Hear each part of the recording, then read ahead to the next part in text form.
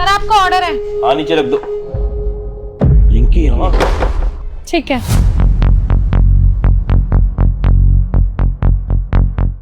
कितने रुपए हो गए आपके? सर 500। ये लीजिए। थैंक यू सर, मैं चल। रुकिए, आप तो लेक ग्रोव में रहती है ना? हाँ सर, मैं लेक ग्रोव में रहती हूँ, लेकिन आपको कैसे पता? एक्चुअली जो आपके हस्बैंड है ना विनय, मैं उनका बहुत अच्छा दोस्त हूँ।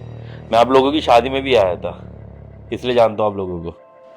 अच्छा, अब तो आप मेरे हस्बैंड के दोस्त हैं। एक बात बोलूँ, प्लीज बुरा मत मानिएगा।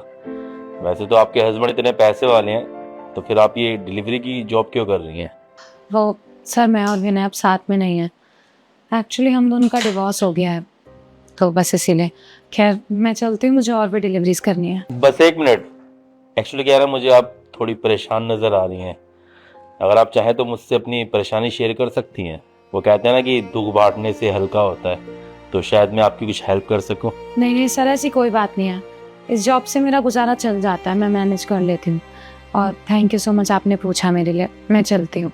देखिए, आप झूठ बोल रही हैं। आपका चेहरा ही बता रहा है कि आप बहुत ज़्यादा परेशान हैं। अगर आप मुझे अपनी परेशानी बता देंगी तो शायद हो सकता है मैं आपकी हेल्प कर सकूं। हो सकता है सर, मैंने अपने पिछले जन्म में कुछ ऐसे काम करे होंगे जिसकी वजह से मैं आज ये जिंदगी झेल रही हूँ। शायद मेरे को मेरे पिछले जन्म के बुरे कर्मों की सजा मिल रही है। क्या बुरे कर्मों की सजा? मैं कुछ समझा नहीं। वो कहते हैं ना सर कि हमने जो किया होता है वही हमें भोगना पड़ता है।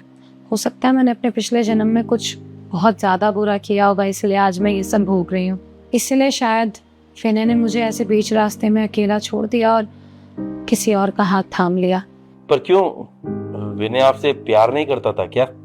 प्यार तो बहुत करते थे सर वो मुझसे, लेकिन पता नहीं बाद में क्या हुआ, जो उनको मेरे से उतनी ही नफरत हो गई जितना वो मुझसे प्यार करते थे। किसी और ने हमारे रिश्ते को खराब कर दिया। स्टार्टिंग में तो ऐसा लगता था मुझे जैसे मुझे अपनी जिंदगी की सारी खुशियां मिल गई, सब कुछ मिल गया। लेकिन बाद में किसी की बुरी नजर, हर सब कुछ बिखर गया, सब खराब हो गया। और फिर उन्होंने मुझे डिवोर्स दे दिया और किसी और लड़की के साथ चले गए।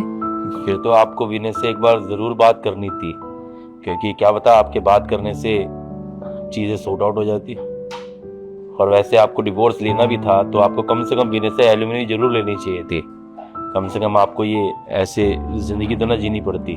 नहीं सर, मैं किस मुंह से उनसे कांटेक्ट करती। हाँ, अगर हमारे बीच में लड़ाई हुई होती या कोई फैमिली प्रॉब्लम या कोई मिसअंडरस्टैंडिंग होती तो मैं पक्का उनसे कांटेक्ट करती और उनसे कभी अलग नहीं होती और ना होने देती उन्हें। पर हमारे डिवोर्स का कारण तो कोई तीसरी लड़की थी ना, तो किस मुंह से उनके पास जाती। और एलिमनी की बात रही तो एलिमनी लेके क्या फ़ायदा जब हमारे बीच में कोई इमोशंस, कोई रिश्ता ही नहीं, तो क्या करती एलिमनी लेके। तो मैंने सोचा कि जैसे होगा वैसे खुद एडजस्ट करूँगी, लेकिन एलिमनी नहीं लूँगी इनसे। पता है सर, मैं इनके आगे बहुत गिड़गिड़ाई, बहुत रोई। मैंने कहा कि मैं आपके बिना नहीं रह पाऊँगी, सुसाइड कर लूँगी, लेकिन उन्होंने मेरी एक बात नहीं सुनी। वो बस मुझे छोड़ के चले गए। और वो चाहते थे मुझे एलिमनी देना, लेकिन मैंने ही मना किया था। मैं नहीं लेना चाहती थी, क्योंकि वो क्या है ना सर, हमारी लव मैरिज थी, तो उनके घर वालों ने भी मुझे बिल्कुल सपोर्ट नहीं किया और ना ही मेरे घर वालों ने। उन्होंने मुझे घर से निकाल दिया और बोला कि जो जैसा उनका बेटा चाहेगा वैसा ही होगा। और सर, पेट तो भरना ही है, खाना तो खाना ही है ज़िंदगी जीने के लिए। इसलिए मैंने ये छोटी मोटी डिलीवरी की जॉब स्टार्ट कर दिया। आगे कुछ अच्छा ऑप्शन होगा तो वो भी करूँगी। फिर भी रिंकी जी, एक चीज़ बोलूँगा, आपको विनय से एक बार बात ज़रूर करनी चाहिए थी। क्या पता विनय को अपनी गलती का एहसास हो चुका होता, वो आपसे माफ़ी मांगना चाहता और आपको अपनी लाइफ में वापस बुलाना चाहता। मैं किस मुंह से जाती सर इनके पास? जब मेरी जगह किसी दूसरी लड़की ने ले ली तो क्या फ़ायदा इनसे बात करके। वैसे आपने ये सिंदूर लगा रखा है अपनी मांग में, आपने क्या दूसरी शादी कर ली है? सर, वो मेरी शादी नहीं हुई है। मेरा मानना है कि जब हम शादी पूरे रीति रिवाज के साथ करते हैं तो 2 कागज के टुकड़ों पे साइन करने से रिश्ता खत्म कैसे हो सकता है। बस इसीलिए ये सिंदूर उन्हीं के नाम का है। अगर विनय आपकी लाइफ में वापस आना चाहे तो आप चाहेंगे उसकी लाइफ में वापस? नहीं सर, वो कभी मेरे सामने दोबारा नहीं आएंगे। और आएंगे भी ना तो मेरी तरफ देखेंगे भी नहीं। उस लड़की ने इतनी नफरत घोल दी ना मुझे लेकर के उनके दिल में कि वो मेरी शक्ल तक देखना पसंद नहीं करते हैं। कोर्ट में पता है उन्होंने मेरी तरफ एक बार भी नहीं देखा, तो अब मिलेंगे तो अब भी कौन सा मेरी तरफ देखेंगे। और वैसे भी मैं भी नहीं चाहती कि अब वो मेरे सामने कभी आए और उनके साथ मेरा आमना सामना हो, क्योंकि मैं नहीं झेल पाऊंगी उनको ऐसे देख के। मैं टूट जाऊंगी। और अब तो उनकी शादी भी हो गई होगी, वो खुश होंगे। 3 साल हो गए हैं इस बात को। मैं नहीं चाहती जो चीज़ें मैंने झेली है वो कोई और झेले। किसी का रिश्ता खराब करके क्या फ़ायदा। और फिर भी अगर कभी वो मेरे सामने आए ना तो मैं बस यही उम्मीद करूँगी कि भले वो मेरे साथ ना रहे पर बस एक बार मुझे प्यार से देख ले। और अच्छा होगा अगर उस लड़की का असली चेहरा उनके सामने आ जाए। मुझे पता है वो उनसे नहीं सिर्फ उनके पैसों से प्यार करती है। एक दिन ये सच, एक दिन क्या पता कभी उनके सामने ये सच आए। पता नहीं कब उनकी आंखों से नफरत का पर्दा हटेगा मुझे लेके। वो बहुत नफरत करने लगे हैं मुझसे। तुम गलत कह रही हो रिंकी, कभी कभी नफरत प्यार में ही बदल जाती है।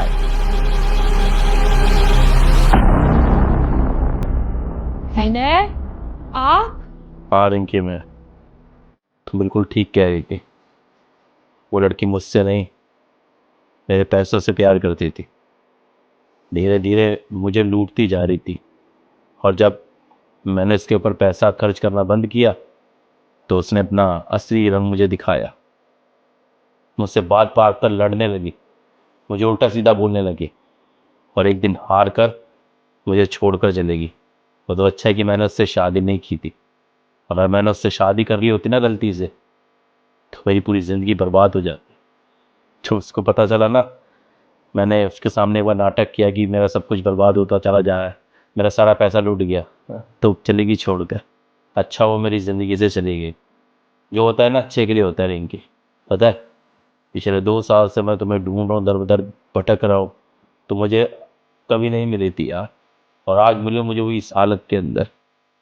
सच बताऊँ रिंकी, तुम्हारे जाने के बाद मुझे पता चला कि असली प्यार क्या होता है। और मुझे अपनी गलती का एहसास, और मैं चाहता हूँ कि तुम मेरी लाइफ में वापस आ।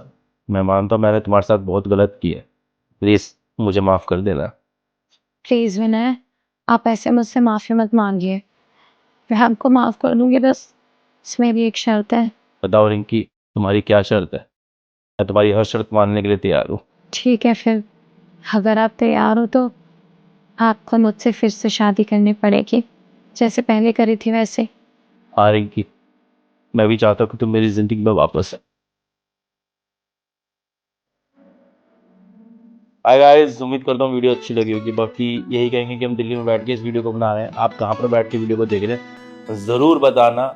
और ये कहेंगे कि आप वीडियो को शेयर करना ज़्यादा से ज़्यादा लोगों के साथ में, क्योंकि आपकी शेयरिंग बहुत इंपॉर्टेंट है। और मिलते हैं अगली वीडियो में। Bye bye, take care, love you, bye.